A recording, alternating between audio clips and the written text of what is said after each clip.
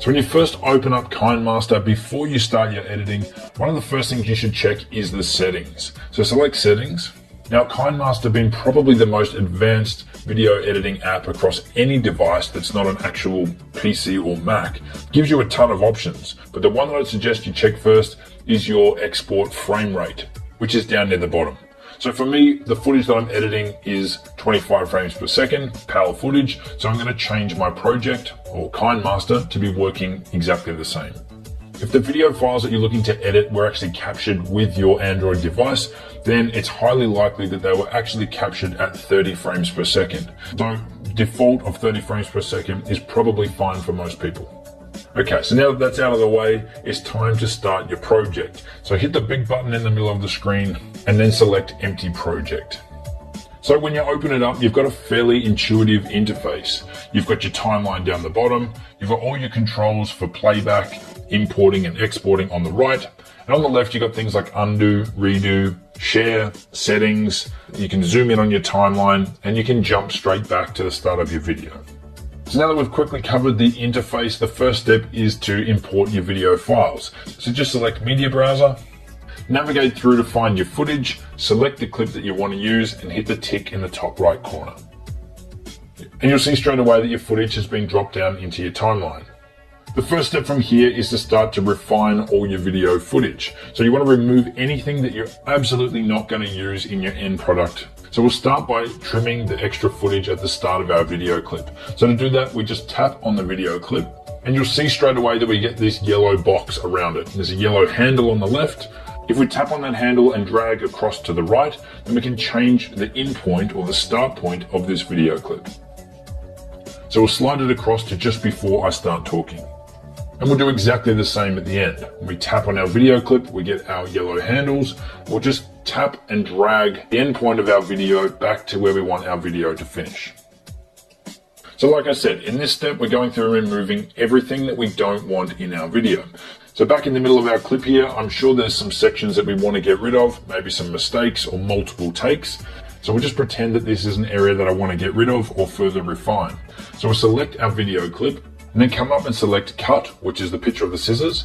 And from here, you actually get some really great and really advanced editing options. The ability to be able to trim to the left of the playback head and trim to the right of playback head can give you some massive time savings if you're editing larger projects. We actually did a video on trim top and tail. It was one of the first videos that we did on this channel.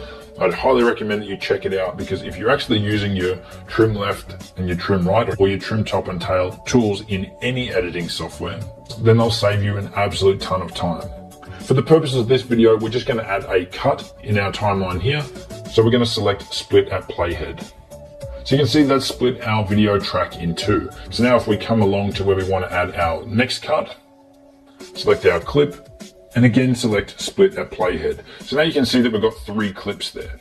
So if we select the middle clip, we have the ability to delete it by pressing the delete button. If that's a section that we don't want in our video, we'll just undo that. Or we have the ability to use those handles and really refine our edit to just remove small sections of the video that we may not want, or to really give you some control on tightening up your edit. To easily help you navigate around the timeline, you can do things like pinch to zoom in and out, and you can just swipe left and right or tap and drag left and right in order to navigate around your timeline. You can also easily reorder your clips and pick them up and move them around by just tapping on them and holding down and moving them to the location you want them. Okay, so now that we've refined our video content down to where we want it, we can add in things like B-roll. So to do that, you just select layer and then what type of B-roll you want. So in this case, we're going to pick video. We're then going to find the video clip that we want to use as B-roll, select it and hit the tick to drop it down in our timeline. And you can see that it's dropped it on a separate video layer. From here, we have the ability to scale, resize and reposition that clip. In most cases, you'll probably just want to scale it up so that it fits full screen.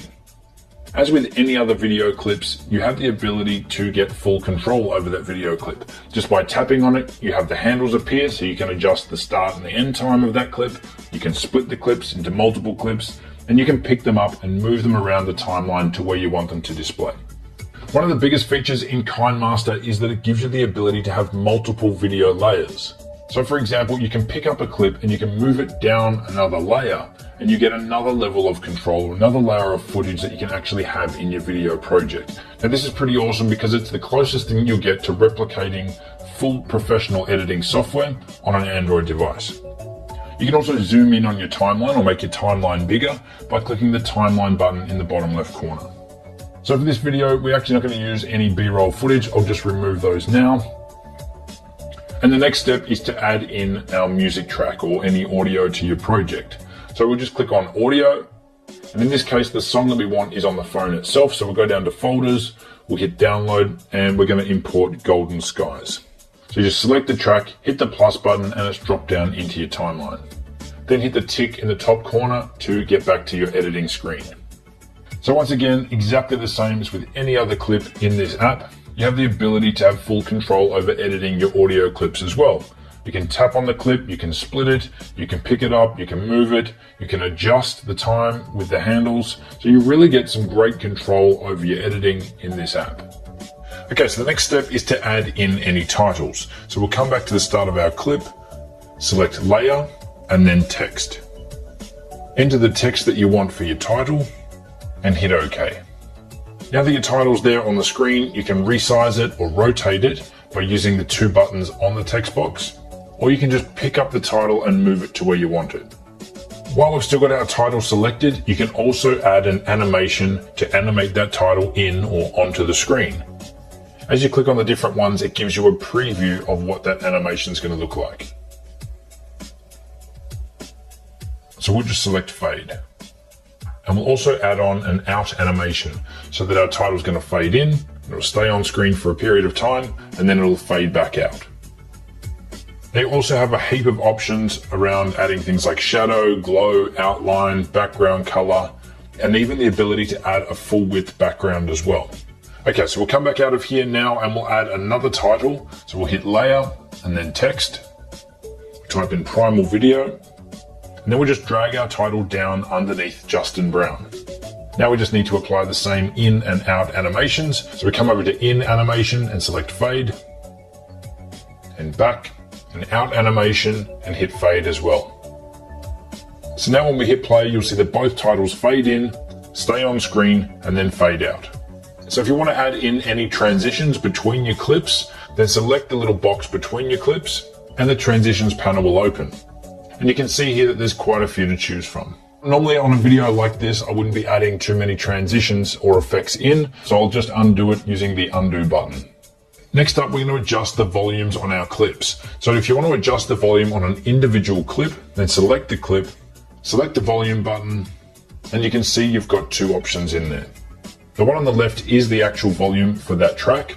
And because we've selected our primary video track, it also gives you the option to decrease your background music while this clip is playing by whatever percentage that you set there. So if you drop it to say 27% or minus 27%, whenever there's any noise coming or any talking coming out of that primary video layer, any music tracks will be dropped by 27%, but only while there's talking or noise from that primary video clip.